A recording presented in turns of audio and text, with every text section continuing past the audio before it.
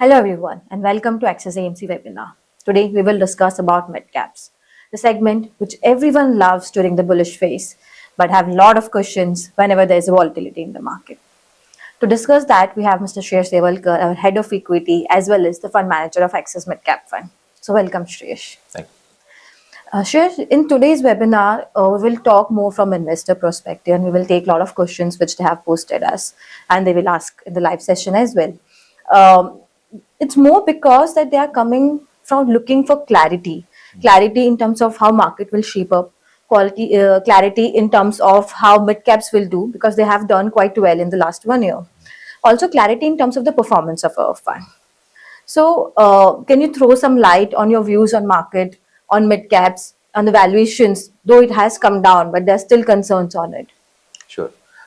So midcap as a category has done extremely well in this volatile market of last 1.5 year. If you see, the small cap as a category has underperformed during this time. Yeah. If you look at why this would have happened in case of midcap is the earning growth of this pack has been superior, no doubt on that. And versus that, valuations has always remained high in Indian market. So I would call out that yes, valuations were attractive, or even today, despite this consolidation, right, in the overall broader mid-cap space, they are not really attractive per se, but the growth being higher than the other two segments of the market, the mid-cap has done well. The peculiarity of mid-cap versus say a large cap is in mid-cap, the investment part and the export part of economy has sizable representation compared to consumption.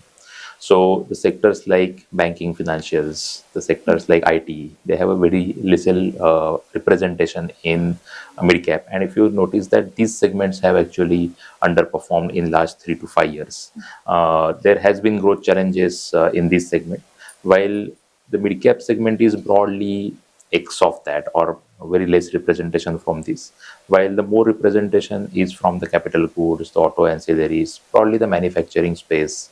There are certain segments like the pharmaceuticals in the mid-cap space.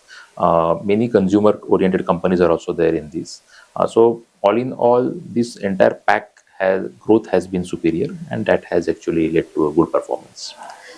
So Shreyash, you highlighted that midcap has a lot of representation from export and it might get benefit because of manufacturing and consumption. So the recent events like this tariff and the trade deals which happened and the budget, so what impact that will have on the midcap segment? Sure. So when it comes to first start with the budget, and it is more to do with the domestic, it is not about export. So in the budget, definitely the capex spend, which is announced, is mid-teens growth, in which even the power sector and defense growth is high. Now, mid-cap segment has a high representation of power sector capital goods stories. So it is in the transformer, it is in HVDC, it is in even cables and conductors. So mid-cap has a large number of companies in this. So in that context, this sector, which is a capital goods oriented sector, benefits. And the budget has actually one of the tailwind for that kind of spend. Coming to exports and the trade deal, if you notice in the trade deal, the beneficiaries, the direct beneficiaries, I would call out, are mostly in the textile and marine and the segments which has more representation in small cap. Mid cap, there are a company or two with not much weightage, and that's where just purely the direct beneficiary of trade deal, and when it comes to the export oriented companies in this, I don't think there are direct beneficiaries and which would hugely benefit. However, there are companies which would indirectly benefit in a sense that many auto ancillary, even capital goods, there could have been indecision because of the tariff issues. Many companies, maybe MNCs, would have decided that they would purchase, or someone would like to change the supply chains to India. But in that process, there would have been halt, or there would have been indecision. So with this tariff issue getting resolved, the decisions will be taken, and to that extent, the export part of these companies will improve. So in many of these companies, auto ancillaries or capital goods, the export part is right from 5% to 30%. It is not like 100% to the US export. So to that extent, there would be beneficiaries because of this. Just coming to our fund, Axis is known for quality with growth philosophy. And same is reflected in Axis Midcap portfolio as well. So can you walk us through your stock selection process and your strategy in the fund? Sure. So when it comes to mid-cap stock selection, we normally what we highlight is we would like to choose a leader in a sector or a good challenger in a big sector. So normally, if the sector is large and then if there is a leader, then such companies are large cap. While in case of mid-cap, the sector itself is small or mid-size, and that's where the companies are in the mid-cap segment. So you will find many companies in this which are leader in their own segment. Which you even if you take what we recently talked about is about capex stories, and in that power sector capex. So if you see individually, these companies are gaining very good market share in their respective capex spend. In some of the niches, they are the few among the few who can offer that kind of offerings when it comes to the transmission and distribution. So this part is what we call as a leader part of the segment, and that we generally try to have more so in the fund. When it comes to the challenger part in the larger segments, so if you take a pharmaceutical, the pharmaceutical sector is huge, large, and then there are many large cap companies also. But when it comes to a domestic pharma, where there are many smaller companies which are growing fast and they are gaining market share. The another example is in the hospital space. In hospital space also, uh, so many of the mid-sized hospitals are actually adding beds and they are growing, so they are having a good representation. So we can go on and on with the example of in a multiple sector. So there are certain examples which are the leaders in that particular sector, while there are challengers in the large sector, which the combination of both is what you will find always in a mid-cap fund of ours. But Shesh, if you look at the portfolio construct as on January end, we have seen that in the last 6 months you have increased your banking exposure, you have maintained your overweight instance in consumer services, consumer durables, and I think you have deducted a bit in the chemicals. We have reduced the underweight there. So, what is the outlook, or what is the view you looking at this fund? Sure. So if you want to talk about it in a sectoral manner, then what you will observe is the lenders space. There we have actually reduced our underweight, though we are not overweight as of last month end, but we have reduced our underweight sizably. The net that is a net result of improving credit growth in India, superior asset quality in what we have seen in last 4 to 5 years. So because of which, and we have seen lot of money coming in the sector and a strategic investment happening. So the net outcome of that is we have reduced the underweight definitely in this sector, which actually we ran a very high underweight in 2024 and part of 25. When it comes to the auto ancillary, across board, we have increased exposure to CV cycle, the commercial vehicle. So is reflected in this fund as well. It is both through auto ancillary as well as auto OEM. There are many companies which are export oriented, and that also we increased when they fail, especially during these tariff related uncertainties what market has faced. If we go to capital goods, I already highlighted capital goods is what where we are overweight broadly. Consumer services, here the companies are mostly in hotel space or retail, and this is where we have a good representation. Though valuations are high here, but we are sticking to some of these positions because some of these companies are emerging as a unique proposition in that individual space. So we are having a good exposure in this area as well. So, in your outlook, you also highlighted a bit on pharma and IT. So, how is that placed in the fund? Sure. Pharmaceutical, we are broadly underweight because I think some of the valuation, especially in the CDMO space, is very high, and because of that piece, the valuation is got elevated. So, all in all, we are not overweight on pharma. Instead, we are overweight, or we are having good weight in actually hospitals when it comes to the healthcare. As far as IT is concerned, again, here we have reduced our exposure and we are underweight on the sector. Again, as I highlighted earlier, IT sector don't have much representation in mid cap. It would be in mid single digit kind of weightage in the index itself, while we are one underweight on that. The point is, in India, because of multiple reasons, including flows, which we market has seen to mid-cap companies growing faster than the large cap, there has been mismatch in the valuation versus growth in the IT space. Even if we keep aside the recent talk about the AI and its impact, the valuations has been higher. And that is one of the reasons we have been not adding to this in this sector. On the metrics like free cash flow yield, dividend yield, these companies are really valuable. But one need to keep in mind that in certain sectors like IT, which is a global sector, one need to compare Indian valuations with global valuation. We cannot say that our valuation, because these companies are operating in the same market and having same clients and same competitors to win business from. So their multiple cannot be hugely different. And in that perspective, we are not having very high weight in that. So we talked about the clarity which investors are looking for, and performance is one of them.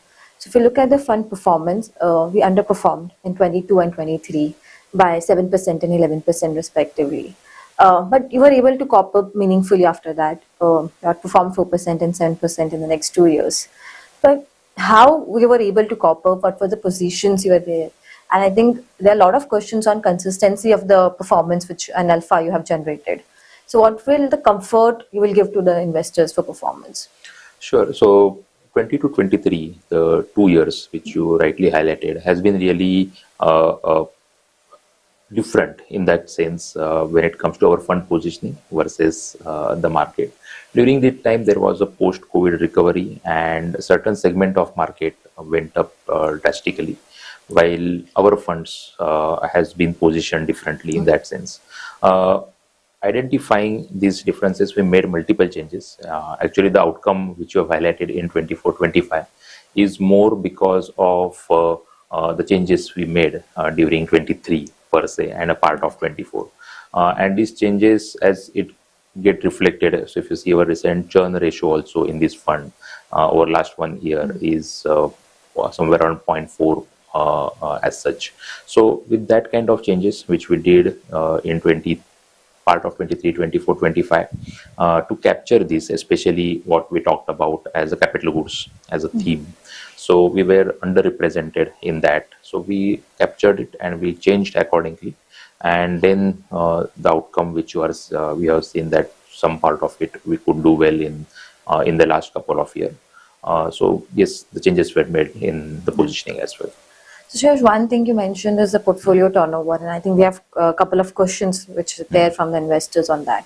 So, 0.43 is the PTR. So, can you just explain that? Is it a comfortable number? Because there are a lot of concerns from investors saying that there's not much of churn in the portfolio, and because of which there was not stark performance.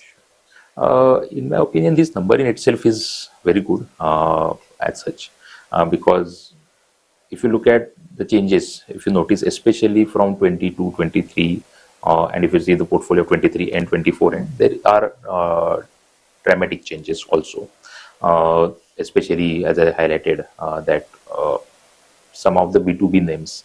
So the B2B names which were having lesser exposure, that actually we increased during this time.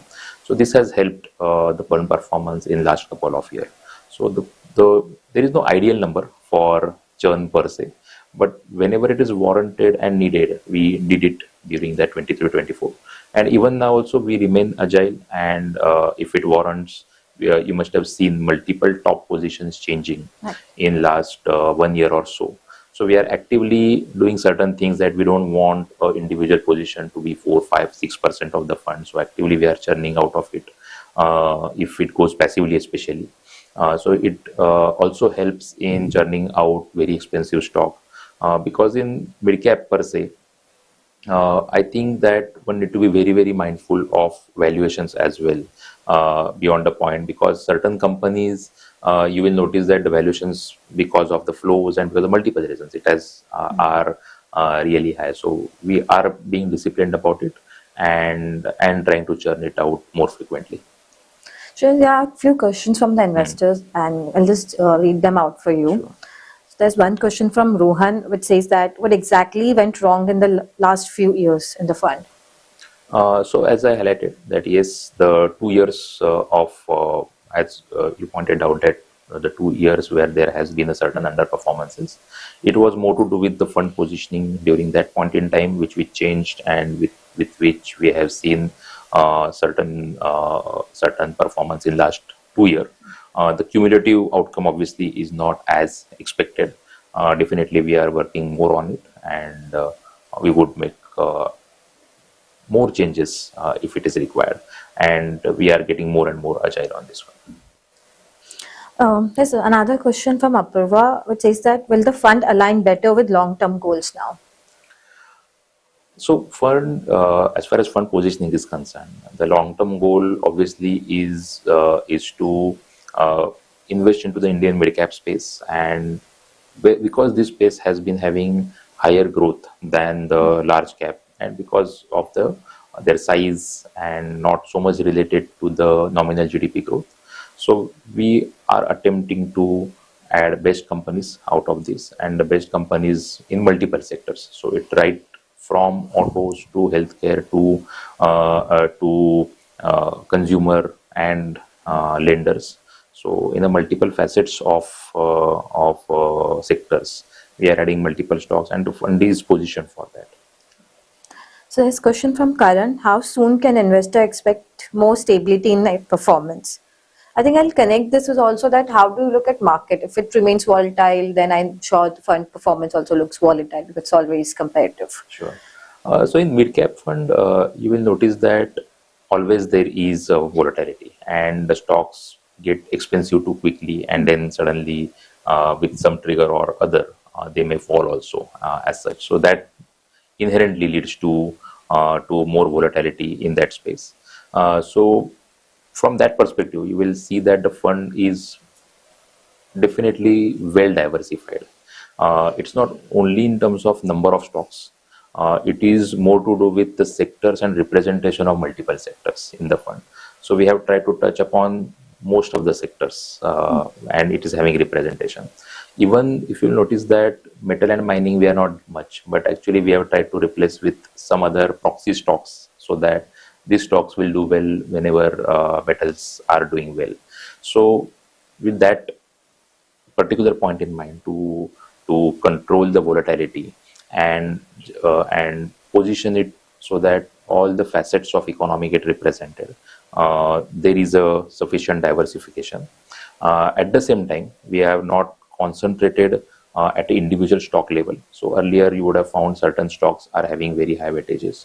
Today we'll find most of the stocks are in even the high weightage stocks are broadly in the 3 to 4% range, and not much higher in a particular stock, because even that adds to a lot of volatility. If you are having few stocks which are having 5-6%, then that also adds to a lot of volatility. So there also we have tried to curtail the exposures. So basically, the fund position you are very comfortable with, saying that it's positioned for long term, and people can expect a lesser volatile result from here.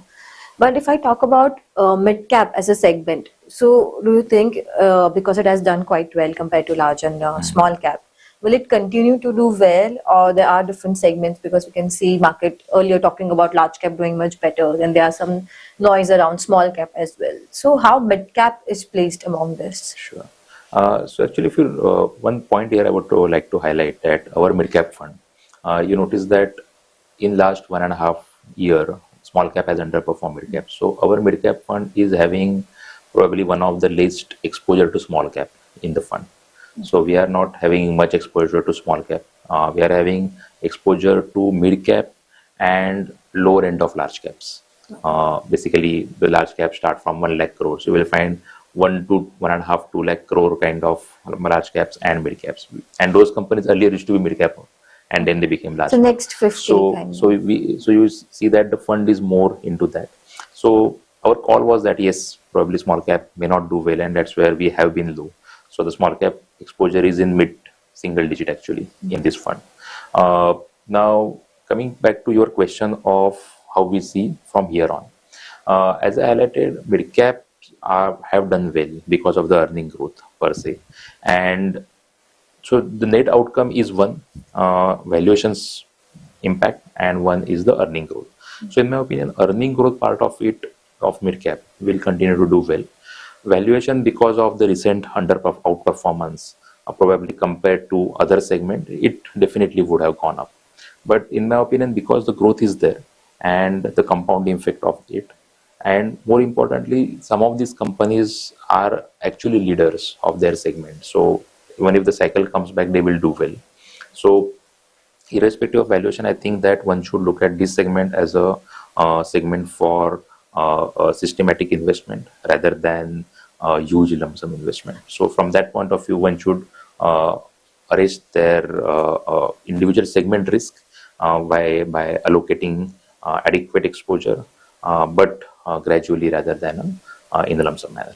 So thank you so much, Shreyash. I think you covered very well on the outlook piece, on the fund piece, and I think a lot of questions which investor had, especially in terms of performance and how you're managing the fund.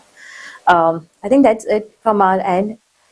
So thank you everyone for joining us today. Hope we were able to answer all your concerns. Stay tuned for more webinars like this, and you can even write to us if you have more questions like this. Mutual fund investments are subject to market risks. Read all scheme related documents carefully.